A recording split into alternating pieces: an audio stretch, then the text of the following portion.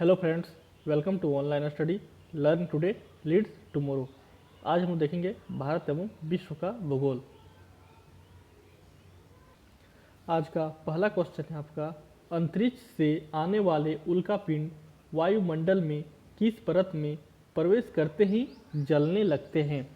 क्षोभ मंडल, समताप मंडल, मध्य मंडल या बहिर्म मंडल?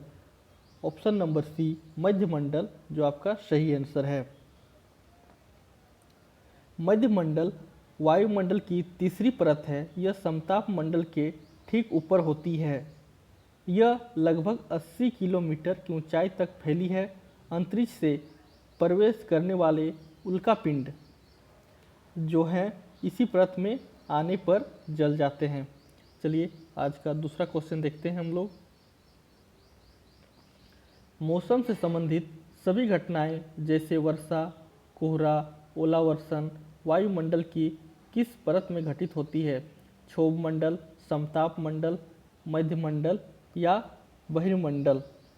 आपका सही आंसर है ऑप्शन नंबर ए क्षोभ मंडल। क्षोभ मंडल में ये सारे घटनाएं होती है। क्षोभ मंडल जो है वायुमंडल की सबसे महत्वपूर्ण परत है। इसकी औसत ऊंचाई से लगभग 13 किलोमीटर है। मौसम में संबंधित लगभग सभी घटनाएं जैसे आपका वाष्पीकरण हो गया, संघनन हो गया, वर्षण हो गया, कोहरा हो गया, बादल हो गया या ओस हो गया, पाला पड़ना या हिम वर्षा, जल वर्षा, बादलों की गरज, तड़ित, झांझ, चक्रवात आदि इसी में सभी जो है कि घटित होते हैं। चलिए नेक्स्ट क्वेश्चन देखते हैं आज का हम लोग। निम्नलिखित में से किसका सागरीय जल की लवणता में सर्वाधिक योगदान है? Option number A sodium chloride, calcium chloride, magnesium chloride या कैल्शियम सल्फेट? आपका सही आंसर होगा सोडियम क्लोराइड। आपका सोडियम क्लोराइड NaCl भी कहते हैं हम लोग। महासागरों एवं समुद्रों का जल लवणीय होता है। इसमें अधिकांश सोडियम क्लोराइड या खाने का नमक होता है। लवणता 1000 ग्राम जल में मौजूद नमक की मात्रा होती है। लवणता को परसेंटेज ग्राम प्रति 1000 ग्राम के रूप में दर्शाया जाता है। महासागर की औसत लवणता 35 ग्राम प्रति 1000 ग्राम है। चलिए आज का अगला क्वेश्चन देखते हैं हम लोग। महासागर में ज्वार भाटा की उत्पत्ति के प्रमुख कारण हैं सूर्य का गुरुत्वाकर्षण बल, चंद्रमा का गुरुत्वाकर्षण बल, सूर्य एवं चंद्रमा दोनों का गुरुत्वाकर्षण बल या इनमें से कोई नहीं? तो आपका सही आंसर है ऑप्शन नंबर सी सूर्य एवं चंद्रमा दोनों के गुरुत्वाकर्षण बल। सूर्य एवं चंद्रमा के शक्तिशाली गुरुत्वाकर्षण बल के कारण पृथ्वी की सतह पर ज्वार भाटा आते हैं। ज्वार भाटा की उत्पत्ति में पृथ्वी के गुरुत्वाकर्षण बल व अपकेंद्रीय बल का भी प्रभाव होता है। जब महासागर का जल सर्वाधिक ऊंचाई तक उठकर तट के बड़े हिस्से को डुबो देता है तब उसे ज्वार कहते हैं। जब जल अपने निम्न स्तर तक आ जाता है एवं तट के पीछे चला जाता है तो उसे हम लोग भाटा कहते हैं।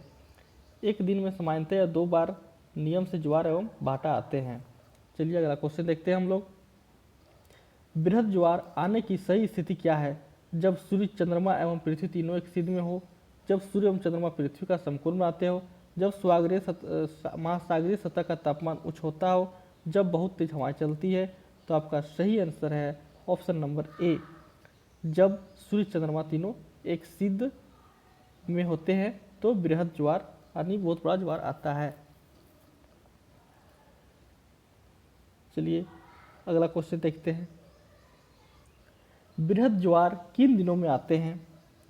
पूर्णिमा, अमावस्या या ए और वो दोनों या इनमें से कोई नहीं? तो आपका सही आंसर है ऑप्शन नंबर सी ए और वो दोनों। पूर्णिमा में भी और अमावस्या में भी बृहद ज्वार आता है। पूर्णिमा एवं अमावस्या के दिनों में सूर्य, चंद्रमा एवं पृथ्वी तीनों एक ही सिद्ध में होते हैं तो बृहद ज्वार की उत्पत्ति होती है। चलिए अगला क्वेश्चन देखते हैं हम लोग आज। महासागरीय धाराओं के संदर्भ में निम्नलिखित में से कौन सा कथन असत्य है? गर्म महासागरीय धाराएं भूमध्य रेखा के निकट उत्पन्न होती है एवं ध्रुवों की ओर प्रभावित होती है। ठंडी धाराएं ध्रुवों या उच्च अक्षांशों से उष्ण कटिबंधीय या निम्न अक्षांशों की ओर प्रभावित होती है। या लेब्राडोर महासागरीय धाराएं उष्ण जल धाराएं होती है। या महासागरीय धाराएं आसपास के क्षेत्र के तापमान को भी प्रभावित करती है। आपका सही आंसर है ऑप्शन नंबर जो है कि ऑप्शन नंबर सी, लेब्राडोर महासागरीय धाराएं उष्ण जल धाराएं होती है। ये आपका गलत है, क्योंकि लेब्राडोर जो महासागर धाराएं हैं वो शीत जल धाराएं होती है, जबकि गाल्फ स्ट्रीम गर्म जल धाराएं होती है। तो आपका नंबर सी जो है कि इसमें गलत ऑप्शन यानी गलत ऑप्शन दिया गया था, मतलब जो है कि असत्य कथन था। चलिए अगला क्वेश्चन देखते हैं हम लोग। निम्नलिखित में से कौन सा महासागरीय क्षेत्र विश्व भर में सर्वोत्तम मत्स्य क्षेत्र माना जाता है? वह क्षेत्र जहाँ शीत जल धाराएं बहती है, वह क्षेत्र जहाँ गर्म जल धाराएं बहती, वह क्षेत्र जहाँ गर्म एवं शीत जल धाराएं मिलती है, या फिर समुद्र का वह क्षेत्र जो विषुवत रेखा के आसपास है। तो आपका सही आंसर है वह क्षेत्र जहाँ गर्म एवं शीत जल धाराएं मिलती है, ऑप्शन नंबर सी। यहाँ पे आपका सबसे अधिक और सर्वोत्तम मत्स्य क्षेत्र माना जाता है, वहाँ पे मछली ज़्यादा मिलती है। और सर्वोत्तम मत्स्य क्षेत्र का कारण यह है कि सागर या महासागर के जिस स्थान पर गर्म एवं ठंडा जल धाराएं मिलती है वह स्थान विश्व भर में सर्वोत्तम मत्स्य क्षेत्र माना जाता है। जापान के आसपास एवं उत्तर अमेरिका के पूर्वी तट इसके कुछ उदाहरण हैं, जहाँ पे गर्म एवं ठंडी जल धाराएं मिलती है, वहाँ कोहरे वाला मौसम बनता है। इसके फलस्वरूप नौ संचालन में भी बाधा उत्पन्न होती है। चलिए आज का अगला क्वेश्चन देखते हैं हम लोग। सुनामी शब्द की उत्पत्ति किस भाषा से हुई है?